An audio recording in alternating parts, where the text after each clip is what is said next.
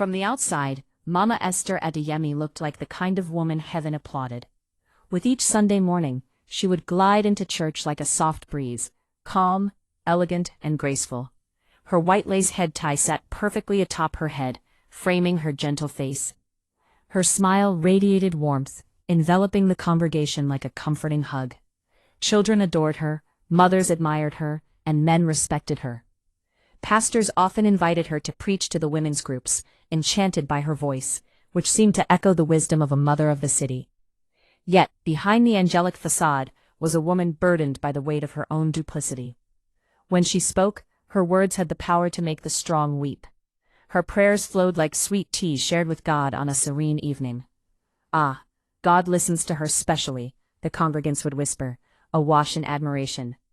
"Pastor is blessed to have such a devoted wife.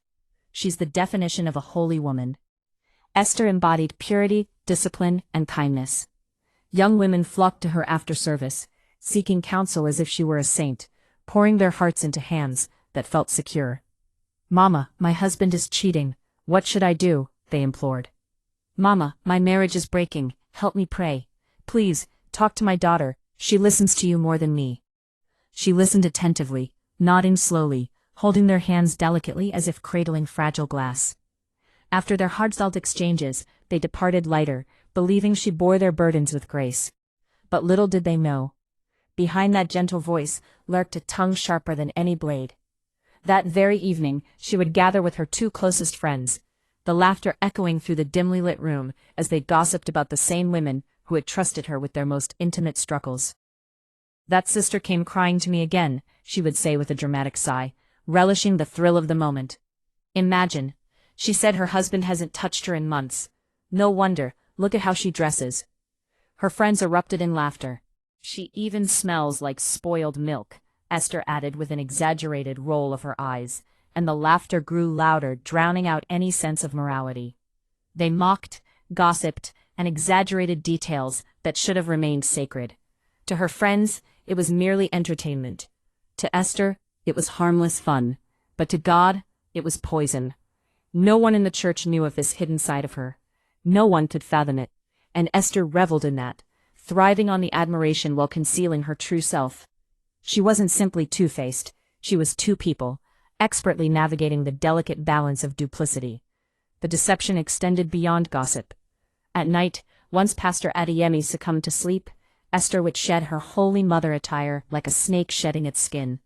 Gone was the head tie, the long dress, and the gentle voice. In their place emerged a woman unrecognizable, cloaked in shadow and mystery. Outside she breathed differently, like someone finally free from a cage. She ventured into nightlife spots where nobody called her mama. Nobody expected her to pray, to be perfect. She transformed into a version of herself that thrived in the limelight, loud, bold, reckless. She craved attention, applause, and the intoxicating feeling of being desired without the weight of holiness weighing her down. To her, it was a harmless escape. "I deserve to know what it feels like to be seen as a woman, not just a pastor's wife," she would reassure herself, truly believing that she could maintain two separate lives, one for God and one fiercely for herself. For years, she managed to keep these worlds apart, and for years the church saw an angel, while the nightlife bore witness to a stranger. She felt untouchable, smart, and safe, until the first crack appeared. It started with Sister Maria, a young married woman who confided in Esther, tears glistening in her eyes. "Mama, I'm struggling. My husband doesn't listen to me. I feel so alone." In that moment, Esther prayed fervently for her, hugged her tightly, and assured her, "You're safe with me. Your secret is safe." Yet that same afternoon she found herself on the phone with her friends, delighting in the scandal she had just promised to protect. "Guess what?" she exclaimed dramatically. "That girl, Maria, the one who always acts holy, her marriage is actually in the gutter." They laughed together, and Esther, blinded by her own ruthlessness, embellished the tale with details Maria had never wanted anyone to know. Unbeknownst to her, someone else had overheard part of that conversation. Not enough to accuse her, but just enough to stir suspicion. Whispers began circulating within the church. "Is it true Mama Esther is sharing people's secrets?" "No, never. She's too holy." "Well," someone said. Esther sensed the change. Women still admired her, yet some became cautious. guarding their hearts. They spoke less freely, scrutinizing her with wary eyes. Instead of repenting, Esther became more careful, her heart pounding with a mix of fear and exhilaration. She had become a tightrope walker, teetering between the woman everyone adored and the one who thrived on secrets. As the whispers grew louder, the shadows deepened. The once soothing embrace of admiration began to feel suffocating, and the life she believed she could hold separate began to unravel. In that moment, Esther was forced to confront a truth that haunted her. The more she basked in the light of praise, the more she risked being consumed by the darkness of her own making. In the dim glow of the city lights, Esther stood before her mirror, transforming herself into someone entirely different, someone bold, unapologetic, and vibrant. The soft hum of the music from the nightclub below seeped into her apartment, beckoning her with promises of excitement and liberation.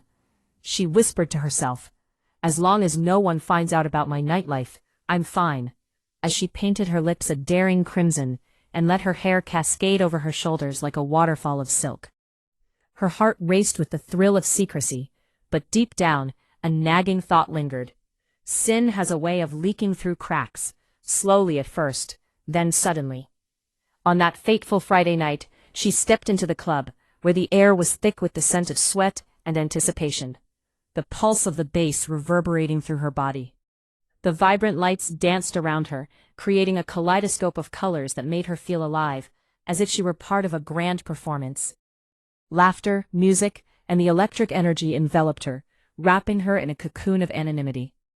But unbeknownst to her, a pair of eyes watched from the shadows. Samuel, a young man from her church, blinked in disbelief. "Mama Esther?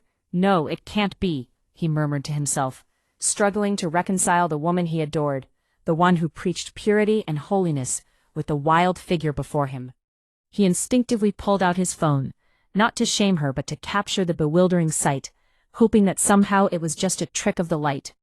He recorded her laughter, her carefree movements, and her vibrant attire, each moment piercing through his heart with the weight of betrayal.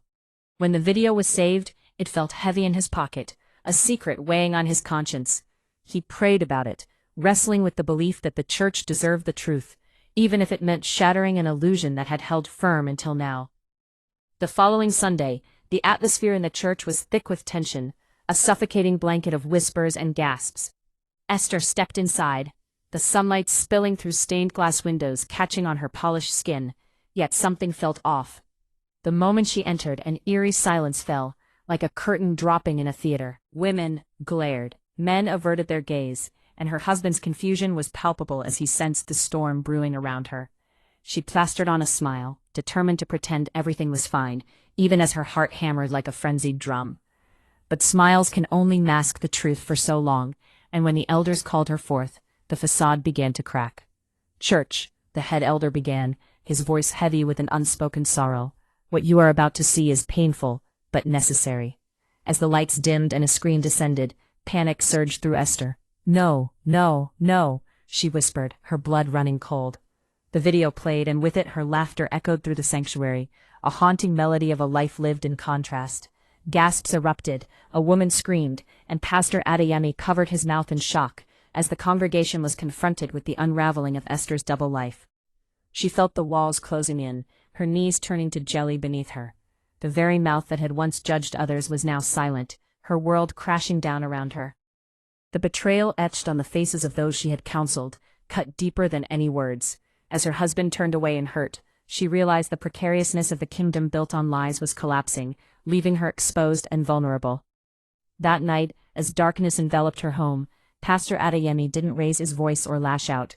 His silence spoke volumes, echoing louder than words ever could. Esther lay awake, tears tracing paths down her cheeks, mourning the life she had crafted, a life now in ruins. She felt a profound distance from God, not because he had abandoned her, but because she had strayed too far from his light. At 3 a.m., Esther collapsed onto the cold floor of her bedroom, her sobs echoing in the stillness like a desperate plea for redemption. "God, I have destroyed everything. I ruined my marriage. I hurt your people. I lied. I pretended. I judged others while living in sin. Lord, please, don't throw me away." In that moment of raw honesty, she prayed like never before, unencumbered by the shackles of performance and expectation. As her tears soaked the floor, a whisper filled her heart, gentle and warm. "I never stopped waiting for you." The weight of mercy enveloped her, not as a green light for her actions, but as a lifeline for her drowning soul. The next morning, she was startled by a soft knock on the door. It was her husband, his expression heartbreakingly tender rather than filled with fury. "I'm hurt, Esther," he said quietly, his voice trembling with vulnerability. "But I still believe God can restore you, if you truly want help." His words shattered her heart anew, the love woven through this pain igniting a flicker of hope. Slowly, the women she had betrayed began to visit her, not to confront, but to pray, forming a circle of support around her as she embarked on the long path to redemption.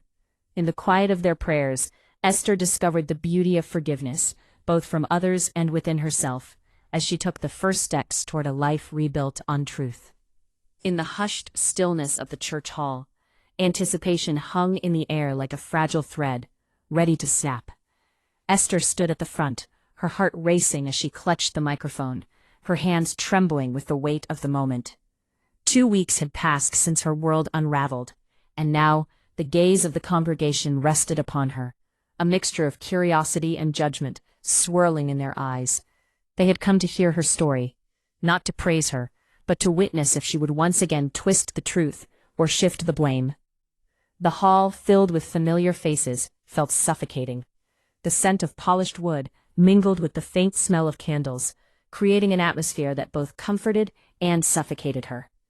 As she opened her mouth, her voice quivered, a fragile whisper escaping her lips. "I am not here to defend myself. I am not here to pretend. I am here because I fell. A double life destroyed me. Pride destroyed me. Gossip destroyed me. Sin destroyed me. But God picked me up." A profound silence enveloped the room, as if the very walls were holding their breath. Tears began to stream down her cheeks, each drop a testament to the pain she had carried. "I was two people, one holy on Sunday, one empty during the week," she confessed, the truth pouring from her heart like a long-buried treasure finally unearthed. "I betrayed your trust. I hurt people who came to me for help. I mocked the broken while I was broken inside. I am not proud. I am not strong. I am not perfect. But I am forgiven." The faces before her shifted from confusion to empathy, as some gasped in shock, while others dabbed at tears with crumpled tissues. Esther wasn't preaching, she was confessing, baring her soul in a way she never thought possible. Her honesty resonated, igniting a flicker of understanding in those who witnessed her vulnerability. Yet, the path to redemption was not a straight line. Restoration didn't happen overnight. Her marriage, once strained, required time and tenderness to rebuild. Relationships with those she had hurt needed patience and care to heal. Trust, once shattered, took diligence and effort to earn again. But Esther welcomed the slow, painful process, determined to embrace the challenges ahead. She cut gossip from her life entirely, apologizing to every woman she had wounded, each apology a step toward healing. The toxic friendships that once surrounded her were severed, leaving space for new, healthier connections to blossom. She committed herself to counseling, joined accountability groups, and sought the wisdom of others, each session a brick laid in the foundation of her new life. Months later, Esther emerged as a different kind of counselor, not the perfect woman people had once admired, but a real woman who had walked through the valley of struggle, shame, and grace. Women now respected her not for her flawless image, but for her raw honesty. They saw in her not just a survivor, but a warrior who had faced her demons and emerged victorious. Her husband, too, found the strength to forgive her fully. The church, once tense with judgment, began to heal, and her relationship with God deepened, quieter yet more profound, filled with a peace that surpassed understanding. The very message that had once exposed her became a beacon of hope, guiding others toward their own healing. In the quiet moments of reflection, Esther finally understood the profound truth that had transformed her life. God doesn't redeem the perfect. He redeems the honest. With every step she took on her journey, she learned that authenticity was far more powerful than any mask of perfection. As she stood before the congregation that day, she wasn't just sharing her story. She was lighting the way for others to find their own paths toward forgiveness and grace.